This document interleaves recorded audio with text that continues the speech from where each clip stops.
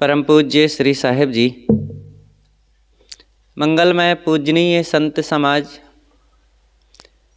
सम्माननीय सज्जनों एवं भक्तिमयी माताओं बहनों प्यारे बच्चों,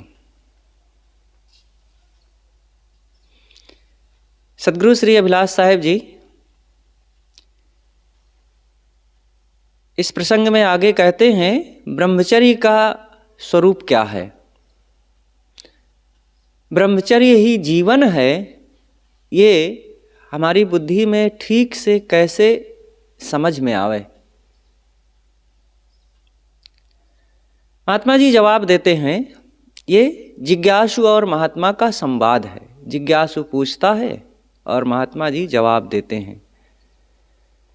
ब्रह्म कहते हैं बड़ा को और चर्य कहते हैं आचरण को। ये दो शब्दों को मिला करके ब्रह्मचर्य शब्द बना है। ब्रह्म बड़ा, बृहत्वाद ब्रह्म, जो बड़ा हो अथवा बढ़ता जाए उसे ब्रह्म कहा गया है। इसीलिए पुरा काल में हमारे वैदिक ऋषियों ने अग्निम ब्रह्म, अग्नि को जलाओ तो जहाँ जलाओ धीरे धीरे वो बढ़ती जाती है, तो वो बढ़ रही, इसलिए कहा गया अग्निम ब्रह्म। जलम ब्रह्म, जल को ब्रह्म कहा गया क्योंकि जल जीवन के लिए बहुत उपयोगी है, इसलिए इसको ब्रह्म कहा गया। अन्नम ब्रह्म, अन्न के बिना रह नहीं सकते, इसलिए अन्न भी ब्रह्म है। तो इस प्रकार से ब्रह्म का मतलब बड़ा माना गया। ये श्रेष्ठ हैं, ये हमारे जीवन के लिए महत्वपूर्ण हैं। महत्वपूर्ण होने से अब अग्नि की या जल की या अन्न की अब पूजा करने लगे, ऐसा नहीं। पूजा करने की जरूरत नहीं, ये सब जरूरी हैं, महत्वपूर्ण हैं, कल्याणकारी, अत्यंत उपयोगी हैं, लेकिन इनका सदुपयोग करो, सही ढंग से इनसे लाभ लीजिए।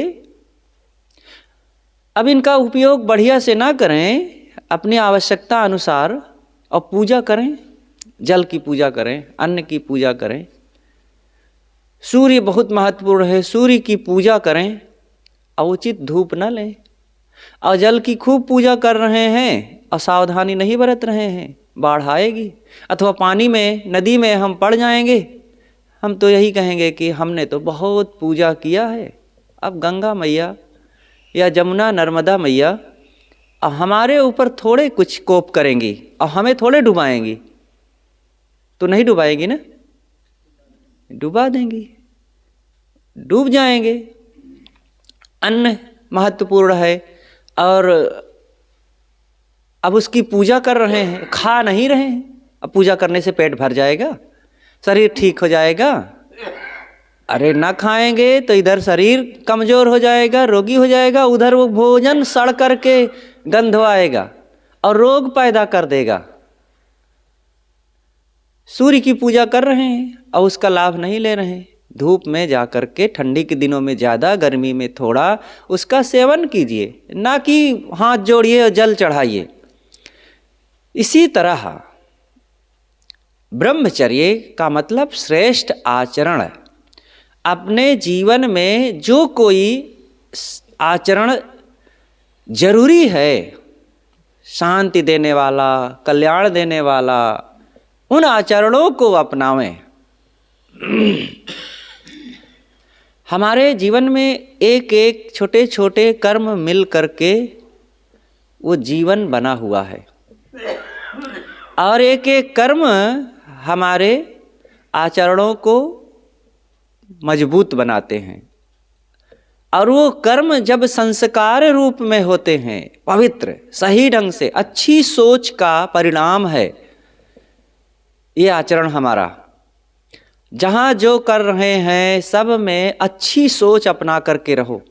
हमारा उठना बैठना, खाना पीना, लेना देना, बोलना, और जो कुछ कर रहे हैं वो सब पवित्र सोच, हितकारी सोच, अनासक्ति की सोच और त्याग विनम्रता की सोच अपना करके जो काम किया जाता है वो सब संस्कार बनता है, और इन समस्त संस्कारों का समुच्चय ही जीवन है। और ऐसा जीवन ब्रह्मचर्य जीवन है। ब्रह्मचर्य का अर्थ है काम, क्रोध, लोभ, मोह, अहंकार सब का परित्याग कर देना। ब्रह्मचर्य शब्द के लिए जिस अर्थ के विषय में सबकी दृष्टि टिकी हुई है वह है काम वासना में पड़ गया तो अब उसका ब्रह्मचर्य समाप्त हो गया। देखिए, उसके भी अपने आंशिक अर्थ हैं। साधु के लिए तो इसकी कोई जरूरत नहीं है। पूरी तरह से मन, वाणी, कर्म से काम वासना का परित्याग करे। संसार में समस्त नारियां साधकों के लिए माँ, बहन, बेटी की तरह हैं, और समस्त पुरुष साधिकाओं के लिए पिता, पुत्र, भाई की तरह हैं। और बस उचित व्यवहारिक जहाँ जो कर्तव्य हो, कर्तव्य को निभाते हुए ज्ञान, शिक्षा, संस्कार के लिए जो संबंध है बस उतना ही, उसके अलावा कोई जरूरत नहीं है। अब रही बात गृहस्थों के लिए, तो क्या गृहस्थ ब्रह्मचर्य का पालन नहीं कर सकते? उनके भी अपने आंशिक ब्रह्मचर्य हैं। अपनी मर्यादा में रह करके एक दो संतान के लिए इस भावना में आना उनका भी ब्रह्मचर्य है। वे भी पवित्रता पूर्वक अपने जीवन को, घर गृहस्थी को संभालते हुए एक दो संतान पैदा करने के पश्चात ज्ञान, भक्ति, सत्संग, सेवा, साधना और त्याग को अपनावें, वे भी ब्रह्मचारी हैं। तो ये सब चीज का अपना अर्थ है। कोई पूर्व काल में किसी ढंग से विवाहित जीवन जी रहा था और बाद में समझ में आया कि अब मुझे साधना करना चाहिए, ज्ञान वैराग्य को अपना करके आत्मकल्याण का काम करना चाहिए। लेकिन कोई कहता है कि अरे अब तुम ज्ञान वैराग्य को अपनाओगे, घर गृहस्थी में रह करके सब अपना खो आए हो, और अब क्या होगा? ये भी गलत बात है। अरे पहले भूल अवस्था में नहीं समझते थे या उतनी अपनी योग्यता शक्ति नहीं थी तो घर गृहस्थी में रहे, अच्छा किए।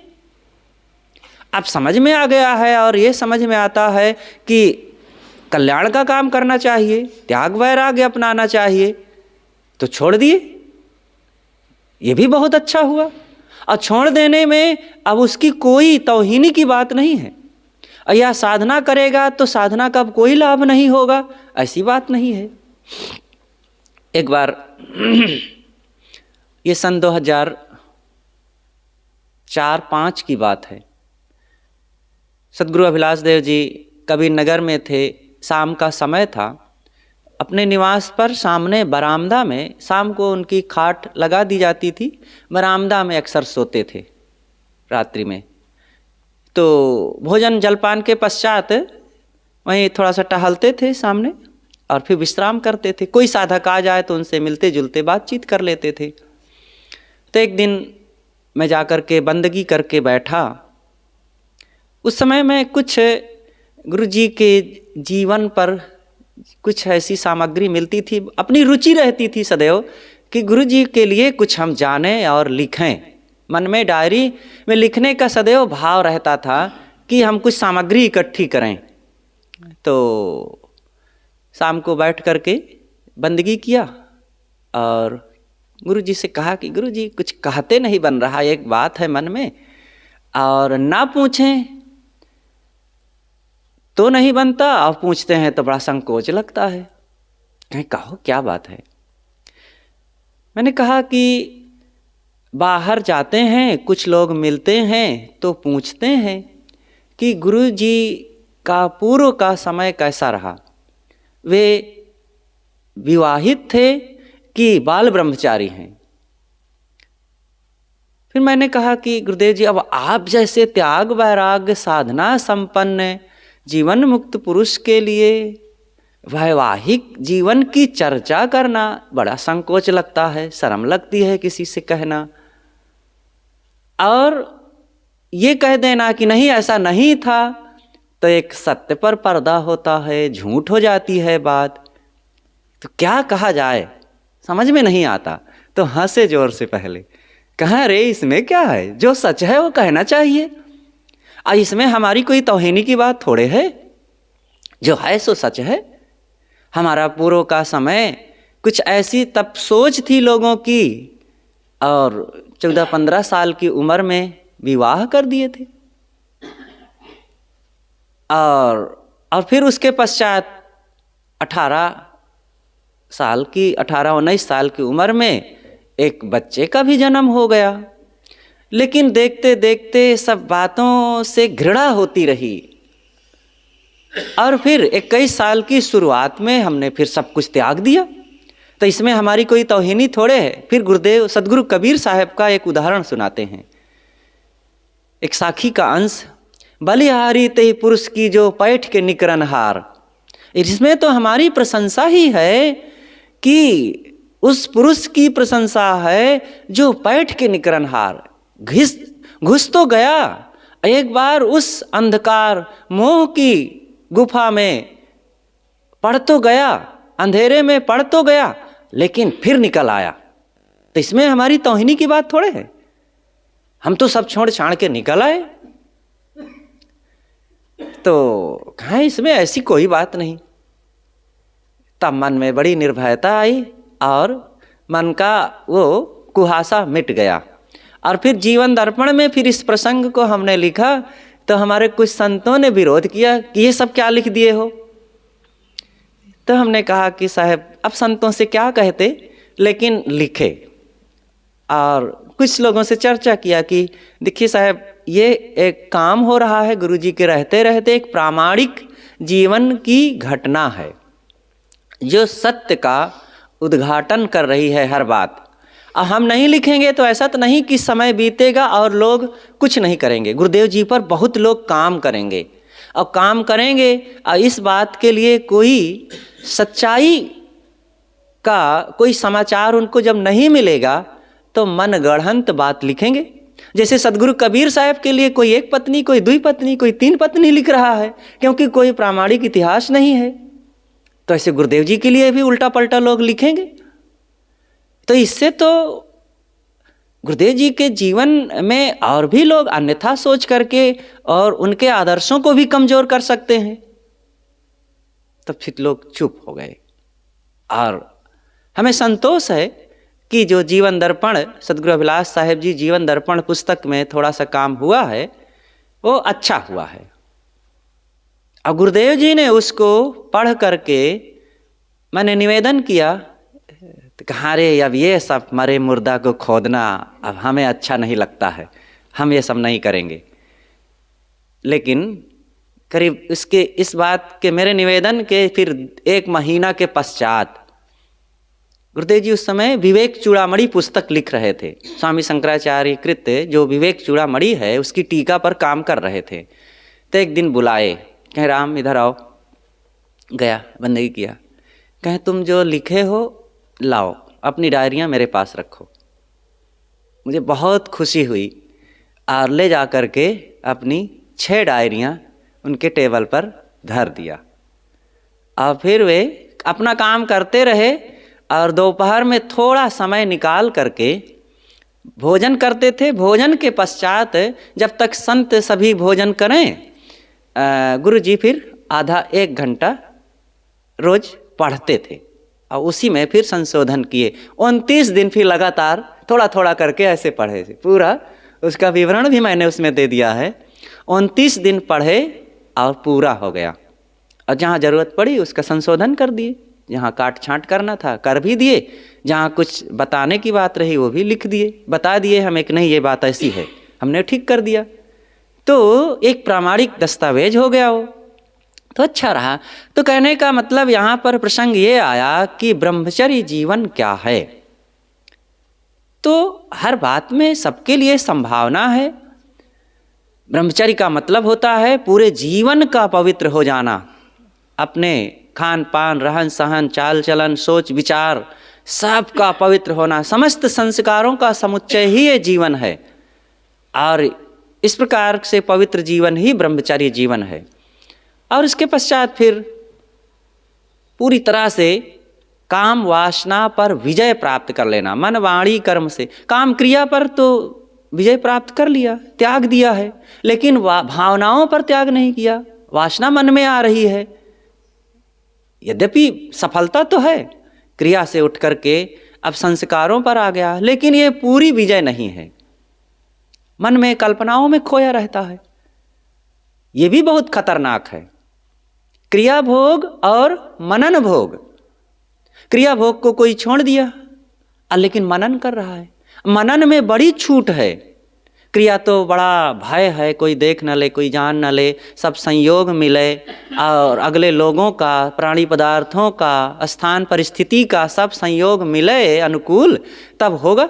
लेकिन मनन भोग में कहीं भी कितने लोगों के बीच में रहे, कैसी परिस्थिति रहे, और काम के मनन भोग में वो लगा रह सकता है। और मनन जब करेगा उसका कुचिंतन जिसे कहते हैं, तो सब कुछ उसका नुकसान हो जाएगा। इसलिए क्रिया के साथ साथ मनन का, उस कुचिंतन का भी त्याग करो। और कोई गृहस्थी में पड़ गया है, वहाँ संयम से रहे। और उसके पश्चात समझ में आ गया है कि त्याग करने के पश्चात ही शांति मिलेगी, और वो साहस धीरे से इकट्ठा करके पूरा त्याग करके साधना जीवन अपनावे। जब से जागे तबे से सवेरा। अब कोई को 4 बजे उठना चाहिए था सुबह, और नींद आ गई, 6 बज गया, अब उठ ही नहीं रहा है। कहता है कि अरे 4 बजे उठना चाहिए था, अब तो 6 बज गए, अब क्या उठूंगा, अब चलो कल फिर 4 बजे उठूंगा। ये तो कोई समझदारी की बात ना हुई। अरे कोई बात नहीं, 4 बजे नहीं उठ सके, चूक हो गई, तो 6 बज गया तो 6 बजे उठो। 6 बजे उठोगे तो भी तो काम कर सकोगे। थोड़ा सा नुकसान हो गया, और उसकी भरपाई इतना तेजी से करो सब काम की कि वो भी सब समाप्त हो जाए।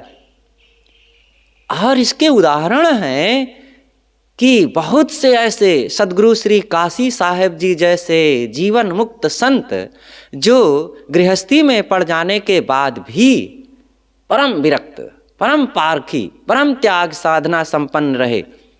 वे अपने 32 साल की उम्र में पारखी संत की संगति और विचार पाए। 34 साल की उम्र में फिर उन्होंने साधना का निश्चय बनाया और कठोर संयम से घर में ही रहने लगे। और 35-36 साल की उम्र में सब कुछ त्याग करके बुरहानपुर कबीर आश्रम में आ गए। और अपनी करीब 40-41 साल की उम्र में बुरहानपुर कबीर आश्रम की महंती पा गए। उनकी योग्यता, कर्मठता, वैराग, त्याग, सेवा भाव को देख करके संतों ने उनको जिम्मेदारी दे दिया और बहुत अच्छी तरह से उन्होंने निभाया। और करीब 20-21 वर्षों तक महंती को भी उन्होंने निभाते हुए बहुत जिम्मेदारी से, और वो सबको भी त्याग करके अंतर्मुक्ता पूर्वक साधना का काम किए। बहुत बढ़िया। तो इस प्रकार से सदगुरु श्री काशी साहेब जी बहुत ही तेजवान और परम वैरागवान संत रहे। इसी प्रकार वैरागवानों में सदगुरु श्री लाल साहेब जी भी थे। वे भी घर गृहस्थी में रह करके कुछ काल बाद उनको वैराग्योदय हुआ, तो 3 बच्चे और पूरी अपनी गृहस्थी को छोड़ करके निकले और महावैराग्यवान हुए, त्याग साधना संपन्न। और पारक सिद्धांत में अनेक और भी छोटे छोटे संत हुए जो बहुत अच्छे हुए, लेकिन पारक सिद्धांत के अलावा दूसरे मत पंथों में भी महान लोग हुए। त्याग वैराग जब घर गृहस्थी को छोड़ करके अपनाए तो उनकी महानता जग जाहिर है। चाहे भर्तृहरि जी महाराज हों, चाहे महात्मा बुद्ध जी हों, महावीर स्वामी जी हों, स्वामी राम तीर्थ जी हों, स्वामी रामकृष्ण परमहंस जी हों, बहुत से ऐसे संत हुए, जब से वे समझे त्याग वैराग के महत्व को, तब से वे छोड़ दिए, और जब सद्गुरु छोड़े विशाल तो साहब फिर कहते पूरी तरह हैं, से समर्पित अरि रण होकर में के इसी विश्राम कर्म लग लखी, गए रण ही और अपने तजे काम दुख को पूरा घेर। किए। यह धरि निश्चय आप में, अरि को जीत सबेर। अर्थात रण क्षेत्र में दुश्मनों से सदा युद्ध करते रहने में विश्राम मानो। युद्ध छोड़ देने पर दुखों से घिर जाओगे। ऐसी अखंड निश्चयता अपने में धारण करके शीघ्र शत्रु पर विजय प्राप्त करो। जैसे अपने राष्ट्र, संस्कृति तथा धर्म की रक्षा के लिए विदेशी आक्रमणकारियों या अन्य विरोधियों से सावधान रहना तथा उन्हें सदा पछाड़ते रहना राष्ट्रभक्त का कर्तव्य है, वैसे इस कायागढ़ की लड़ाई में मोह राजा तथा काम सैनिकों को नष्ट करने के लिए सदैव सावधान युद्धपरायण बने रहना है।